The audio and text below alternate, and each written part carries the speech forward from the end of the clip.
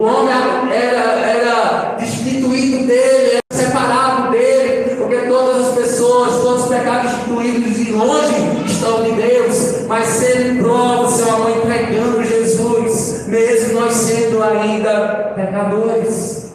Irmãos, a linguagem que Jesus, ou melhor dizendo, que Deus usa com o homem, reflete o seu caráter de amor. Ou seja, Jesus é o pastor, o resto é ladrão e salteador. A idolatria brasileira tem solução e tem que acabar, senão vai acabar levando muita gente para o inferno. Repita comigo: Jesus é a solução.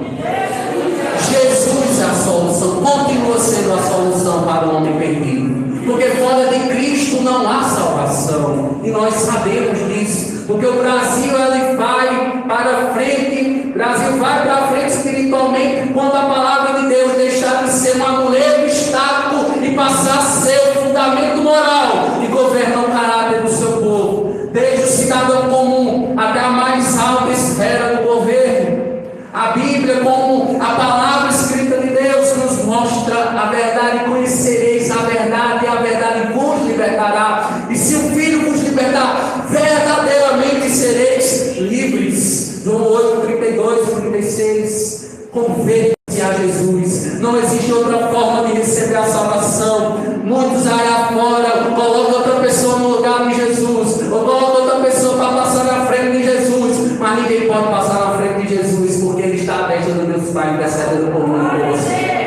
Ele está no lugar de destaque, Ele está no lugar alto, Ele está no lugar sublime. Jesus, Ele é o único que pode nos favorecer a restauração espiritual, somente por intermédio dEle, porque nós estamos debaixo da graça do Senhorio de Cristo. Quem aqui está debaixo da graça do Senhorio de Cristo? Eu convido a você a estar debaixo da graça do Senhorio de Cristo, porque Ele governa o mundo dos homens, dos anjos, Ele governa toda a potestade e principado. Os dominadores infernais da maldade não são nada diante do meu Jesus e do teu Jesus. Me escute, por favor, queridos. Uma segunda marca: o Brasil não é soberano, Jesus é soberano. O Brasil não é soberano, Jesus é soberano. A soberania que o Brasil exerce é limitada, queridos. Está limitada no território. É territorialista, obedecendo uma jurisdição de uma comarca, de uma determinada região local, ou nacionalidade, enquanto nação. E diga-se de passagem, isso é uma soberania transitória, é finita e imortal, diferentemente da soberania de Jesus, que se expressa no versículo 6. Leia comigo, vamos lá, o versículo 6. Os céus por sua palavra se fizeram, e pelo sopro da sua boca o exército deles. Não se distraia, presta atenção no que o texto está dizendo. Vamos ler novamente. Os céus por sua palavra se fizeram, e pelo sopro de sua boca o exército deles, queridos. Isso está se aplicando diretamente a Jesus, que estava na criação com Deus e que está hoje na sua destra e que em breve voltará. Espera, pois, pelo Senhor. Fortifica o teu coração no Senhor. Espera, pois, pelo Senhor. Entende, queridos, que a esperança não é a esperança do mundo. A esperança é Cristo, Cristo em vós. A esperança da glória é Cristo, queridos, a minha e a tua esperança. Nós devemos esperar por Cristo, porque, queridos, nós não nos decepcionaremos. Uma expressão aqui do poder onipotente que precisava da vontade da palavra para que fossem realizados. Paulo disse, correlacionando aquilo que o salmista disse acerca do onipotente poder de Jesus, Paulo disse em Filipenses 2,13: porque Deus é quem efetua em vocês tanto querer como realizar, segundo a sua boa vontade. Nós encontramos em João 1, verso 3, a expressão, a palavra que estava com Deus e era Deus. Está se referindo a quem? A Jesus. Todo o exército deles faz lembrar Gênesis 2:1, e refere-se à formação das estrelas e dos corpos celestiais. O universo pertence a Jesus. Como diz a canção, que sejas meu universo, que sejas tudo o que sinto e o que penso, que de manhã seja o primeiro pensamento e a luz em minha janela, que sejas meu universo, que enchas cada um dos meus pensamentos, que a tua presença e o teu poder seja o meu alimento. Jesus, este é o meu desejo.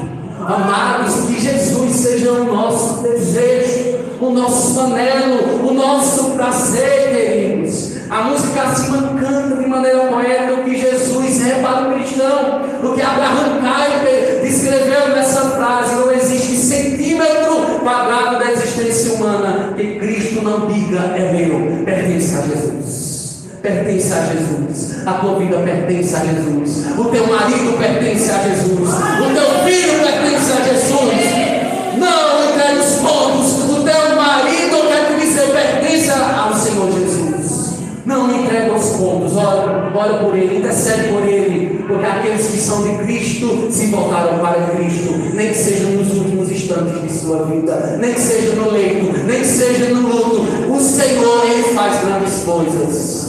Ele é dinâmico em salvar até hoje. Ele não perdeu jamais. Nenhuma ovelha pode ser arrebatada do seu aprisco. Nenhuma ovelha pode ser arrebatada das suas mãos. Porque é Jesus que assegura a minha salvação e a tua salvação, juntamente com o Pai. E quem crê nisso, diga amém. Amém, queridos. Então, amados, presta atenção. Porque Jesus, queridos, ele continua nos céus. Ele continua exaltado.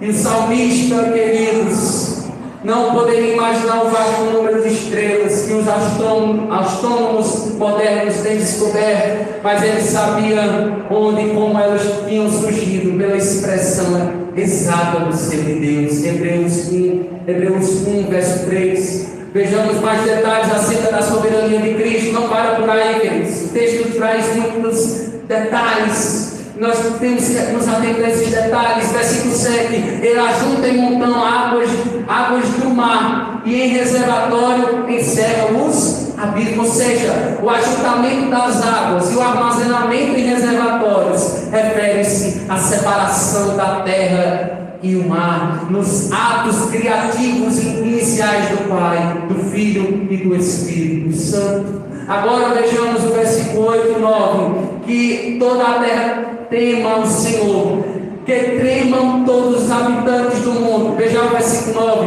pois ele falou e tudo se fez, ele ordenou e tudo passou a existir. Irmãos, Jesus é soberano e ponto final. Talvez, queridos, existam homens que não reconheçam ou não venham reconhecer a soberania e a exclusividade de Cristo na vida e no culto. Viver como uma nação cujo Deus é o Senhor exige submeter o nosso orgulho nacionalista à soberania divina, descansando no fato de que a história brasileira está sob o olhar atento e o controle daquele que sonda os corações, segundo o fruto das suas ações. Jeremias 13, versículo 10: nada vai passar, ou nada tem se passado distante do olhar atento e misericordioso do nosso Deus, porque Ele é um Deus de amor, mas é um Deus também de justiça, e Ele fará justiça ao seu santo tempo.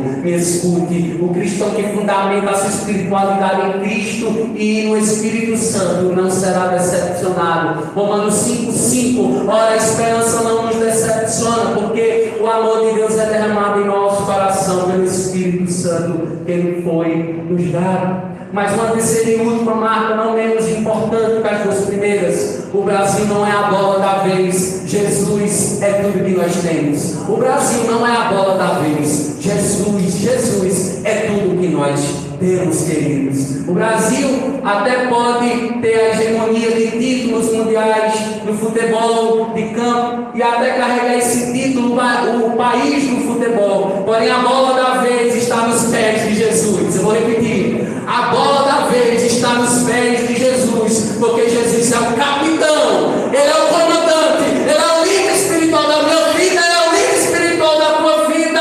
Ele é vitorioso, Ele não perde em batalhas, Ele não perde porque Ele está nos céus, e Ele continua governando. Jesus, Ele é 100%. Isso é uma constatação, não é apenas uma fita qualquer que um jogador pode usar na cabeça, não. Isso é uma constatação, porque Ele é pleno, querido. Ele é plenitude em todos os aspectos, querido. Com Ele não tem esgotamento, com Ele não tem exaustão, com Ele não tem cansaço. Ele é pleno, queridos. Ele é pleno, Ele é plenitude. E a plenitude está aqui, queridos, conosco. A plenitude de Deus está aqui no nosso meio. Ele está aqui sendo adorado por sua igreja. Quem crê nisso, diga amém. Ele tem uma vida plena. Ele tem uma vida abundante para você. Não se esquece do teu Deus. Não se esquece por um minuto do teu Deus, porque Ele te salvou, Ele te redimiu, Ele te restaurou, e Ele tem uma aliança comigo e com você. Não se esqueça do seu Deus. Não troque Jesus por nada, por ninguém, por nenhum ambiente, por nenhum lugar, por nenhum meio social. Busque Jesus. Busque este Deus, esse Deus que se fez carne e habitou entre nós, e vimos a sua glória, a glória do unigênito do Pai. Esse Jesus que eu adoro, esse Jesus que é adorado nesta igreja. O versículo 10 nos diz: o Senhor frustra os planos das nações e anula os intentos dos povos. Vejam aí, queridos, veja aí o que diz o salmista. O Senhor frustra os planos maquiavélicos, ruins dos homens, tramando uns contra os outros, tramando e planejando mal uns para com os outros. Deus frustra isso, especialmente daqueles que são dele. Deus frustra os planos. Onde você está, o mal tem que sair, porque você é um embaixador de Cristo na tua família, no meio da rua, aonde você está, na vizinhança, você é um embaixador de Cristo.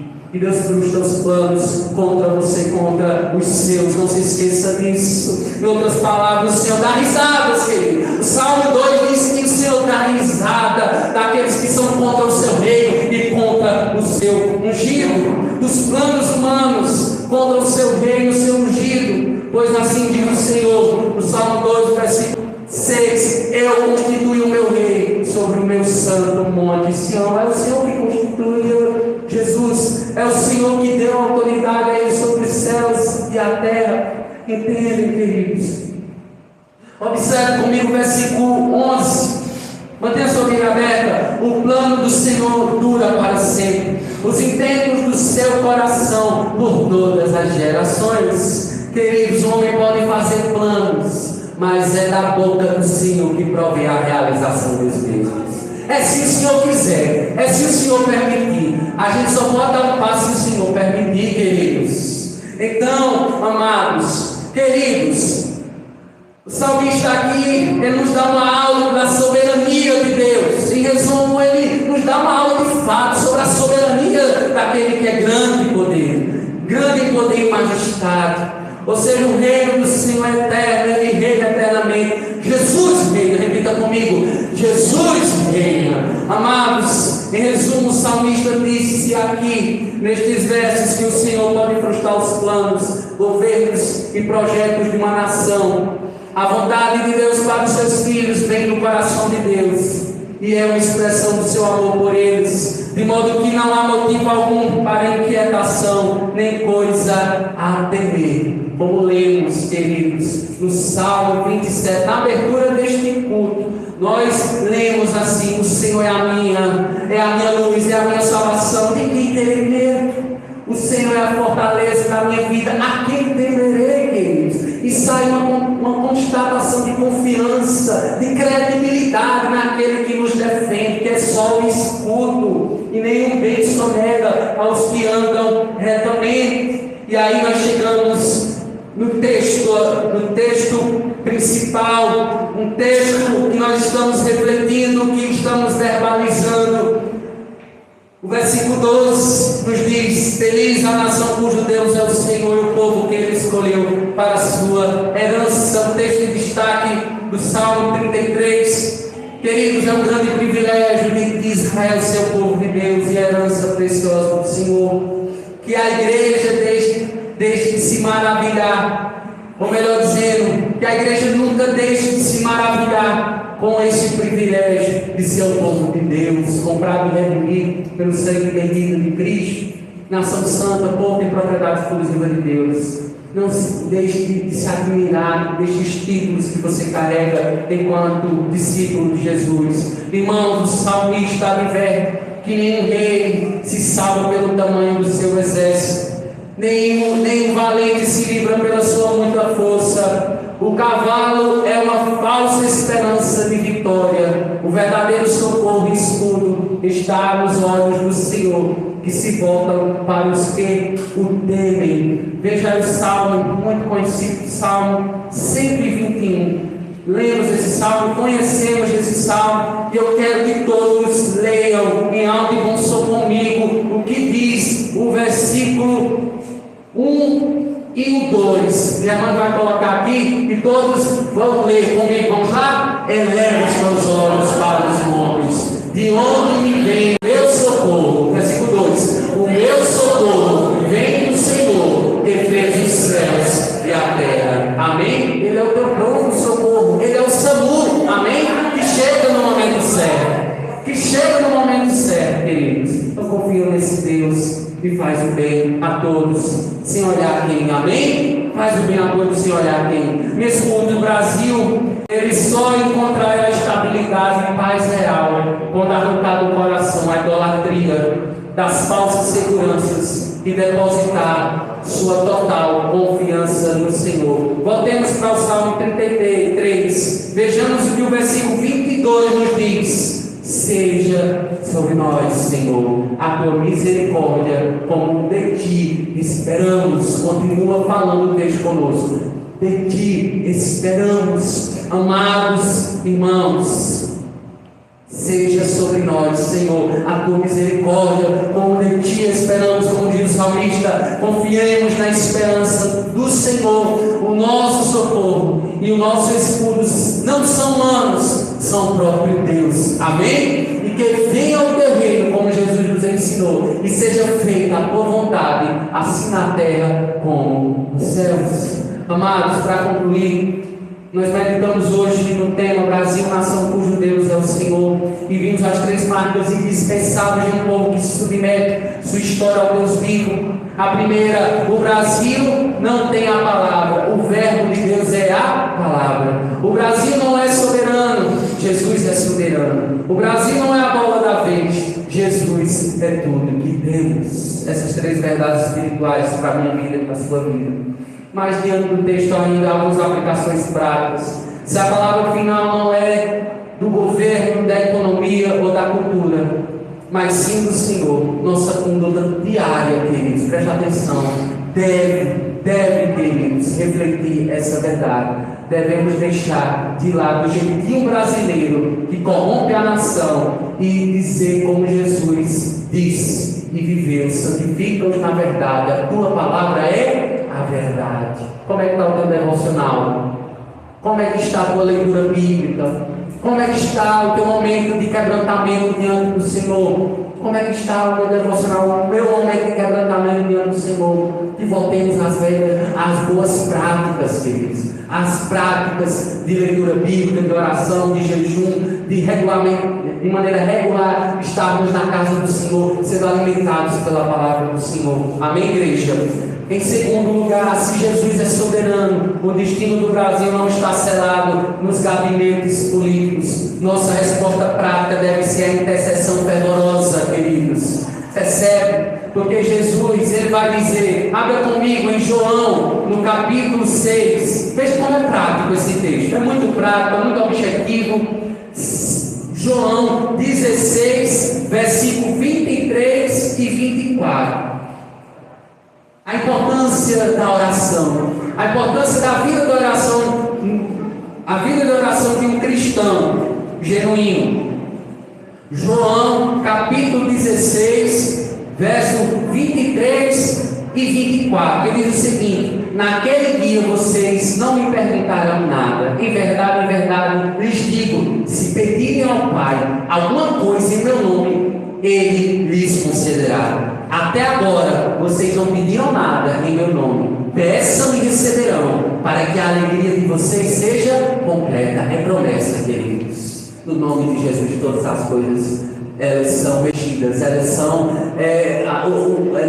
na dimensão espiritual é mexida, na dimensão terrena é mexida, todas as coisas elas podem ser modificadas. Aquela enfermidade que, humanamente falando, o homem disse está perdido, ela já mandou para casa, mas Deus ele tem a última palavra para absolutamente todas as coisas. Então, confia naquele que tem a palavra desde o início. Não dá crédito o que o homem diz. Não dá crédito o que o jornal de amanhã vai dizer. E a gente sabe que são notícias ruins. São notícias que nos deixam tristes, abaixo, angustiados. Então, ao invés de ler a notícia do noticiário, do jornal, leia a Bíblia. Porque aqui há esperança. Aqui há regozijo. Aqui há ânimo, queridos. Há ânimo diante do caos que nós estamos vivendo. Amém? Então, queridos, por último, meus amados irmãos, a verdadeira grandeza do Brasil não será medida pelo seu produto interno bruto, pela sua influência política ou pelas suas fronteiras. A verdadeira bem-aventurança está dentro daquilo que nós entendemos da dependência de uma nação, a nação que depende de Deus, a nação que está com o seu coração voltado para o Senhor. Isso parte de corações que tiveram as suas vidas transformadas por Jesus. E o convite de Deus para nós hoje é um chamado ao arrependimento. Feliz é a nação cujo Deus é o Senhor. Ele deve ser o primeiro, o Senhor das nossas vidas, das nossas famílias, das nossas escolhas diárias. Entregue hoje o controle da sua história àquele que governa o universo. Desponte, resplandece, porque vem a tua luz, e a glória do Senhor nasce sobre ti. Porque eis que as trevas cobrem a terra, e a escuridão dos povos, mas sobre ti surge o Senhor, e a sua glória se vê sobre ti.